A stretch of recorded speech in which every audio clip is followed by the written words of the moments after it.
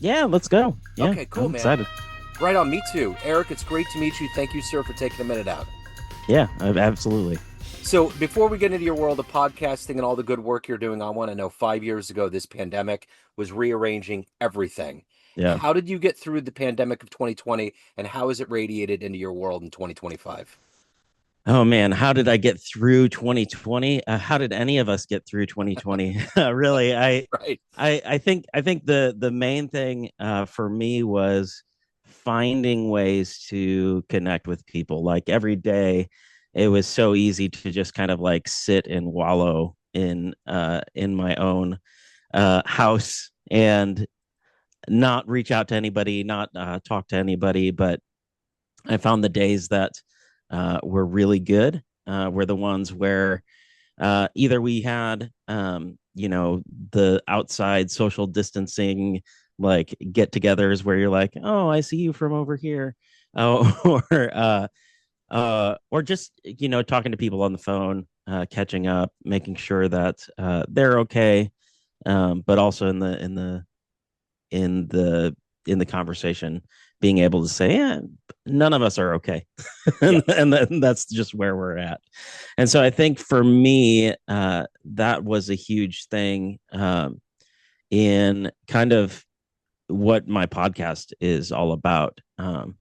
Because what I found there is I've always been an introvert. I've always been like, I'd rather just stay at home and think than to go out and be loud and that sort of thing. But what that does is it becomes isolating really easily. And Yeah. so what I found is there is a huge value, a huge part of who we are as humans is found in community, is found in relationship, and so that's a huge part of what I'm talking about every day on my podcast now, and uh, and it's a huge part of my thinking of how the world works. So So let's get into what you do along with the Better Podcast.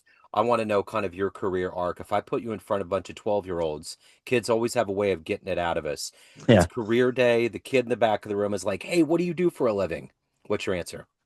yeah. So I've spent most of my life doing ministry, like in churches, that sort of thing. But I've also got this weird coffee side that for a long time I did a bunch of coffee roasting and so and working in coffee shops and that sort of thing. And so all I've ever done is like hang out with people and try to help people with whatever. Because the coffee bar was when I was doing it, it was kind of like the new bar where people would come and they'd be like, "Oh, my life is falling apart," and you'd have to be their counselor while you're making them a latte, that kind of thing.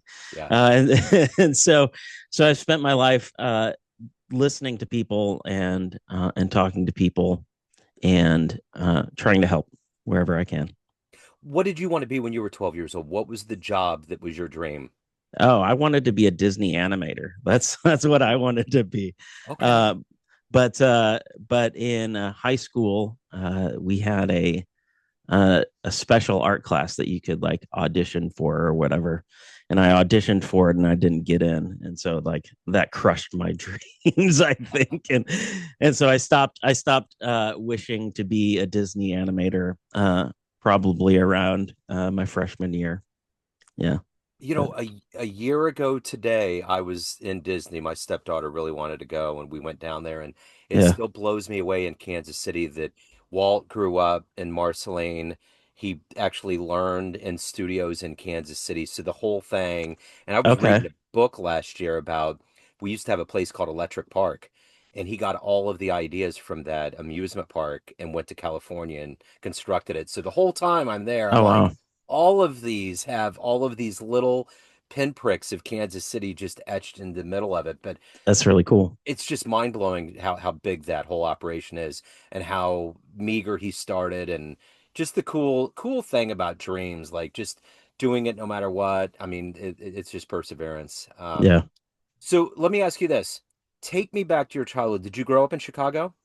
I grew up outside of Chicago in a little town called Munster, Indiana. Okay. All right. Yeah. So take me back to your childhood. What were the foundational elements that gave you faith, spirituality, community, and eventually leading to you helping people in your podcast and beyond? How did those elements get sewn into you to evolve into who you are? So when I was growing up, I was my dad was a minister, and so we would always go to church. I would live at church all the time, and in that there was just all of these people who knew my name and who knew who I was, and not like I was famous or anything, but there was a sense in which there was safety there, and so in that I just grew up thinking, this community that I have, that I've grown up with, that knows me, that loves me, that cares about me. Um, I just knew that was there. And so when I when I moved away from home and kind of started, you know, living my life, meeting other people, getting to know their story and that sort of thing, what I've found was like not everybody has that. And you don't have to get it through church. You don't have to get it through any specific thing, but there is a sense in which we all need it.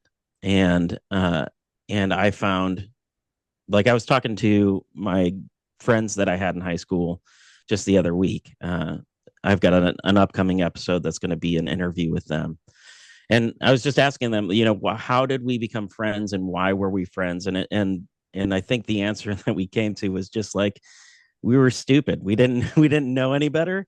And so we were just vulnerable with one another. We would goof around and do stupid things, and people might ridicule us for dancing around the halls of our middle school or whatever, but we didn't care because we just didn't know to care yet. And at some point, that childish innocence kind of rubs off, and you start to care about what other people think about you.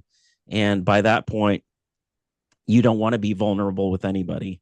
Um, but with us, we had already kind of established that vulnerability, and so we could continue to be good friends. And so it's hard. It's hard to create community. It's hard to kind of lean into the vulnerability that you need in order to be in a relationship with somebody. Uh, but uh, but a lot of times it happens on accident, and it really changes how you view the rest of your life because you feel this security within this relationship. It's a weird like mix of security and vulnerability at the same time. So Who has been that inspirational force that's allowed you to become who you are, to evolve into your purpose and find your meaning? I would say my dad. I say my dad is kind of like Batman. Crime fighting vigilante million. No, not that. He's this guy that you meet, and he kind of seems really affable and funny and a little goofy. He looks a little bit like Mr. Bean. That gives you an idea. Yeah. But that's kind of the person that everybody meets. But underneath that, there's this like high intelligence and high intuitiveness that he knows what's going on before you even tell him. And there's in that just he kind of for us, for our family, he was kind of like you know uh real fun and funny and all that kind of stuff, but like he also knew how to just like kind of get into the real stuff of life. And that's what I want out of my life. Is I want to be able to have fun and enjoy life, but I also want to really contemplate what is true and what is not true, and how do we how do we live this life to the best of our ability? What makes it a good life, and how can we make our lives better? That's it. And so I think him. Also, when I was growing up outside of Chicago, it was Michael Jordan. But but I didn't make the seventh grade football or the seventh grade basketball team. So I tried to use that as inspiration, like he did, to become the greatest. But I my basketball skills weren't on par. So Well, but yeah, he's got, I mean, he's got a great aura. You know, his whole existence is inspirational. So yeah, that's the bottom line. So how much yeah, fun is this podcasting world? You know, I know when I was growing up, you know, I wanted to get into broadcasting and have that chance to get out there and be creative. And this wasn't a possibility, but now you're yeah. doing this on a regular basis. How much do you love this world? I love it. I love it. I It's just a great opportunity to share thoughts and to share ideas and to kind of uh, connect with people that you may not have ever met before. Yeah. And so it's just a really, I've always been somebody who's enjoyed the creative outlet. I did music for a long time, um, and that sort of thing. But this is awesome because it's so personal, but it's also so like accessible for everybody. So Yeah. So what was the first podcast you got hooked on? the first podcast I got hooked on was probably This American Life. Yeah. Um, because I love the stories. Like that's one of the things that I do on my podcast. As at least I try to. I'm not Ira Glass, but I try to tell really good stories, and so I love This American Life. I still listen to it, but then probably the second one would be Radio Lab. I really enjoy that Yeah, those podcast. that's a great one. Yeah. In fact, my wife referenced something the other day, just out of the blue, was like, "Can you send me that podcast about the longest baseball game ever?" There was a minor league game. I think it was a minor league game, and it went into a ridiculous, like, it was like 27 innings, and it Oh, was on Radio jeez. Lab, I believe, and Okay. I referenced and found it. So let me ask you this: if you were to walk into a room full of everybody that's known you in your career in a professional sense, and you walk up to a podium and you can tell them one fun story, the first concert you went to, jumping out of an airplane, outrunning a bear, just a good, fun story that would humanize you in a different way to that room, what story would you tell them? Oh man. So there was this time where like I said, I played music, Yeah. and so one of the summers in my college years, I was like, I'm going to quit my job, and I'm going to drive across the country from Cincinnati to Seattle, and then back because my friend Dave had moved to Seattle, and so I was like, I'm going to go visit. We called him Emo Dave. I'm going to go visit Emo Dave in Seattle, and then I'm going to come back, and it's going to be great. And I had like $200 in my pocket, right? And so this was a foolish idea, but I called a bunch of coffee shops along the way to play at so that I could kind of help pay my way across the United States. And so I started, and the first stop I had was in St. Paul, Minneapolis.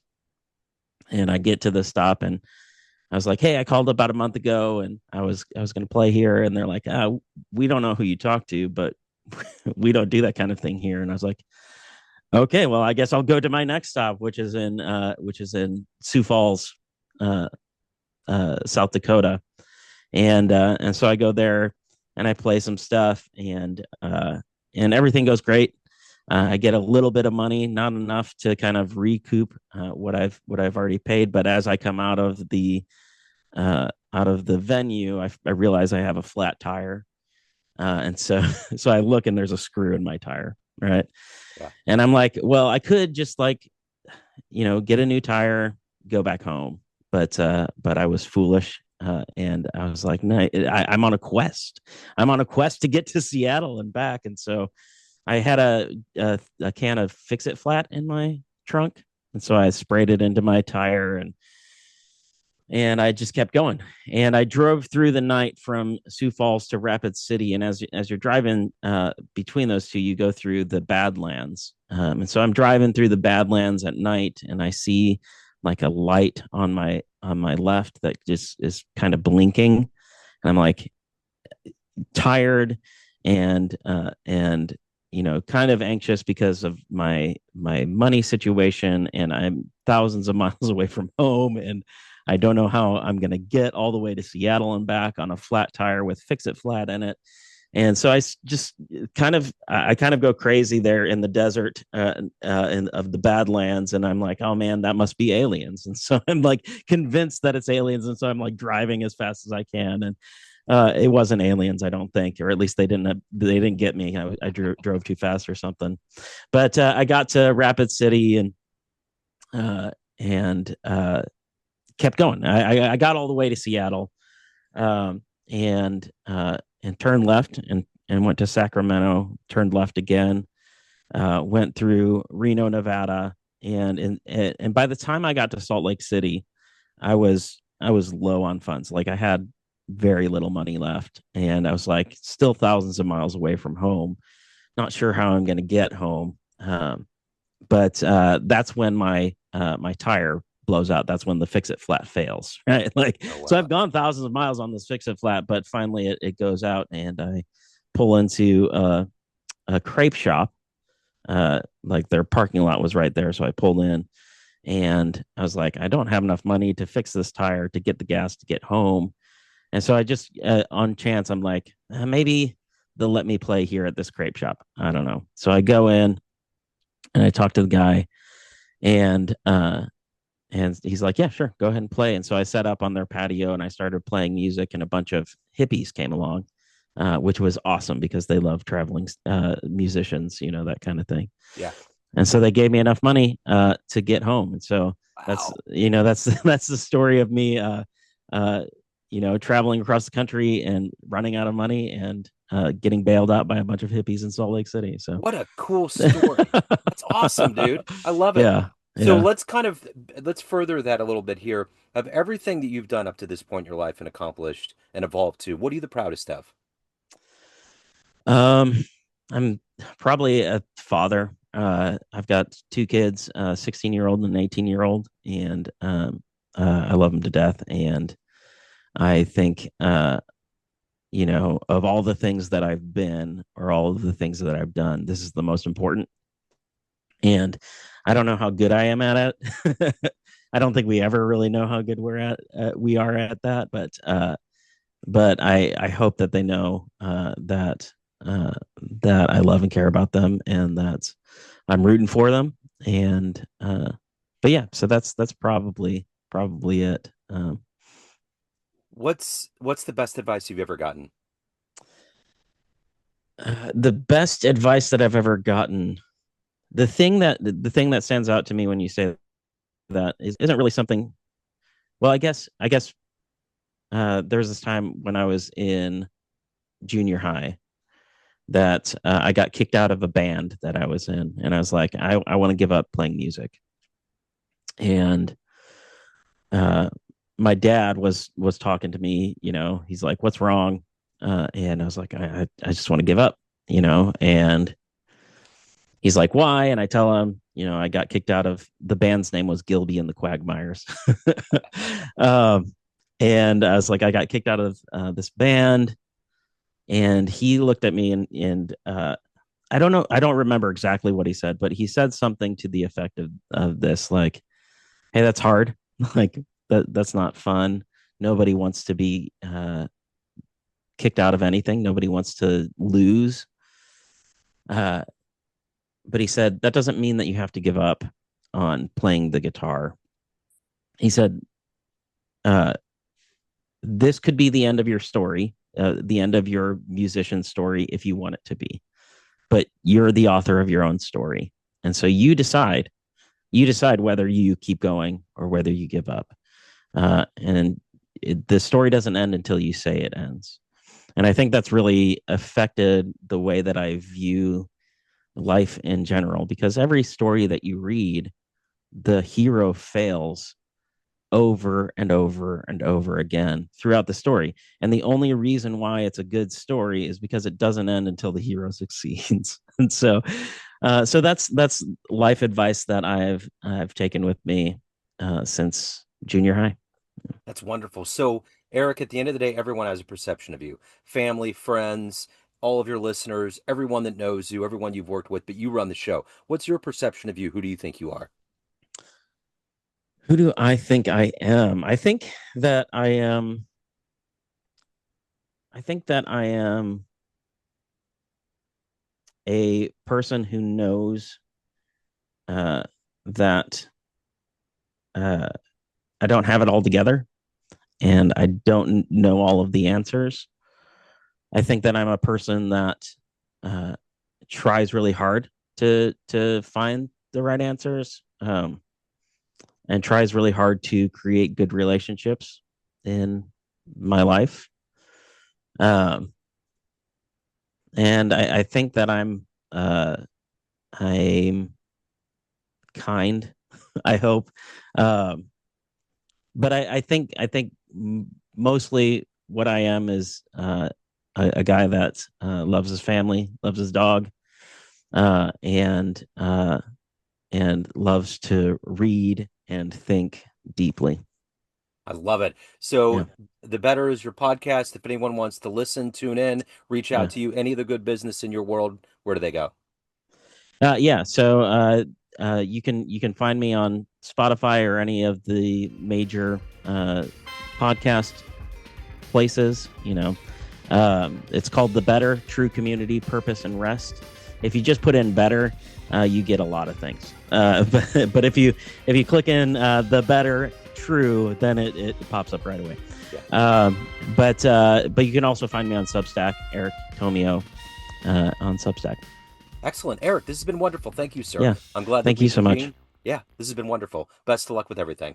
All right. Thanks. Looking to get new clients to your business through cold calling or email marketing? At Agency Y, they envision a world in which small and big companies have equal chances to win new customers in the market. Their purpose is to bring parity and reduce the gap between large and small firms with the help of their cold calling and cold email marketing services. Use the code Joe Dimino 10 at www.agencyyyy.org/coldcallingjoe.php or www.agencyyyy.org/email marketingjoe.php to get 10% off your first order. This is Joe Dimino of Neon Jazz and Famous Interviews, and I stand behind Agency Y to meet your business dreams.